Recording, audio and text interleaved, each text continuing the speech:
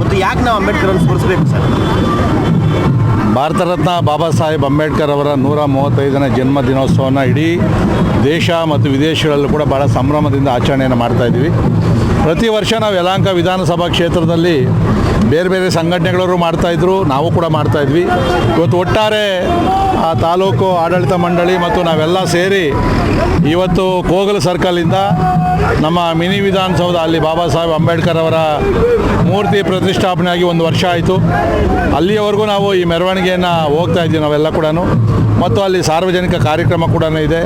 ಬಾಬಾ ಸಾಹೇಬ್ ಅಂಬೇಡ್ಕರ್ ಅವರು ಮತ್ತು ಬಾಬು ಜಗಜೀವನ್ ರಾಮ್ ಅವರ ಬಗ್ಗೆ ಅನೇಕ ಮುಖಂಡರು ಕೂಡ ಮಾತಾಡೋರಿದ್ದಾರೆ. ಇವತ್ತು ಬಾಬಾ ಸಾಹೇಬ್ ಅಂಬೇಡ್ಕರ್ ಅವರ ಕೊಟ್ಟಂಥ ಸಂವಿಧಾನದಿಂದ ಇವತ್ತು ಭಾರತ ಪ್ರಪಂಚದಲ್ಲೇ ಬಲಿಷ್ಠವಾದಂಥ ರಾಷ್ಟ್ರವಾಗಿ ಬೆಳೆದಿರ್ತಕ್ಕಂಥದ್ದು. ಮತ್ತು ಏನು ಹಿಂದುಳಿದ ವರ್ಗ ಮತ್ತು ತುಳಿತಕ್ಕೊಳಗಾಗಿದ್ದಂಥ ದಲಿತ ಜನಾಂಗ ಇತ್ತು, ಬಾಬಾ ಸಾಹೇಬ್ ಅಂಬೇಡ್ಕರ್ ಅವರು ಸ್ವತಃ ಅವರು ಕೂಡ ಆ ಕಷ್ಟಗಳನ್ನು ಅನುಭವಿಸಿ ಹೋರಾಟವನ್ನು ಮಾಡಿ ಅವರ ತ್ಯಾಗದ ಫಲವಾಗಿ ಇವತ್ತು ನಾವೆಲ್ಲ ಕೂಡ ಇರೋದರಲ್ಲಿ ಒಂದು ಸ್ವಲ್ಪ ನೆಮ್ಮದಿ ಜೀವನವನ್ನು ನಡೆಸ್ತಾ ಇದ್ದೀವಿ. ಅಂಥ ಮಹಾನುಭಾವನನ್ನು ಇಡೀ ದೇಶದ 140 ಕೋಟಿ ಜನ ಕೂಡ ಸ್ಮರಿಸ್ತಕ್ಕಂಥದ್ದು ಅತ್ಯವಶ್ಯಕತೆ ಇದೆ ಮತ್ತು ಸ್ಮರಿಸಬೇಕು. ನೋಡ್ರಿ, ಇಡೀ ಪ್ರಪಂಚದಲ್ಲಿ ಅತ್ಯಂತ ದೊಡ್ಡದಾದಂಥ ಪ್ರಜಾಪ್ರಭುತ್ವ ರಾಷ್ಟ್ರ ಭಾರತ. ಇವತ್ತು ಭಾರತದ ಪ್ರಜಾಪ್ರಭುತ್ವ ಬೇರೆ ದೇಶಗಳಿಗೆ ಮಾದರಿಯಾಗಿದೆ. ಇಲ್ಲಿ ಸಾಮಾನ್ಯ ಕೂಲಿ ಕಾರ್ಮಿಕರಿಂದ ಹಿಡಿದು ಭಿಕ್ಷಾ ಬೇಡೋರಿಂದ ಹಿಡಿದು ದೊಡ್ಡವ್ರಿಗೂ ಕೂಡ ಎಲ್ಲರಿಗೂ ಸಮಾನವಾದಂಥ ಹಕ್ಕುಗಳನ್ನು ಸಂವಿಧಾನದಲ್ಲಿ ಕೊಟ್ಟಿರ್ತಕ್ಕಂಥದ್ದು. ಆ ಒಂದು ಸಮಾನವಾದಂಥ ಹಕ್ಕುಗಳನ್ನು ಕೊಟ್ಟಿರೋದಕ್ಕೋಸ್ಕರ ಇವತ್ತು ನಾವು ಬಲಿಷ್ಠ ಭಾರತ ಆಗಿರ್ತಕ್ಕಂಥದ್ದು.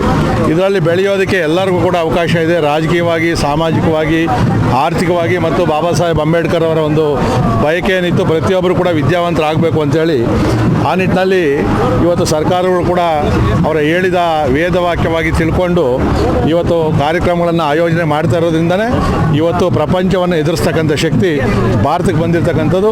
ಮತ್ತು ಅದನ್ನು ಅನುಷ್ಠಾನಕ್ಕೆ ತರ್ತಾ ಇರ್ತಕ್ಕಂಥ ನಮ್ಮ ದೇಶದ ನೆಚ್ಚಿನ ಪ್ರಧಾನಿ ನರೇಂದ್ರ ಮೋದಿಯವರು ಬಹುಶಃ ಬಾಬಾ ಸಾಹೇಬ್ ಅಂಬೇಡ್ಕರ್ ಅವರ 5 ಸ್ಥಳಗಳನ್ನು ಕೋಟ್ಯಾಂತರ ರೂಪಾಯಿ ವೆಚ್ಚವನ್ನು ಮಾಡಿ ಸ್ಮಾರಕಗಳನ್ನು ಮಾಡಿರ್ತಕ್ಕಂಥದ್ದು.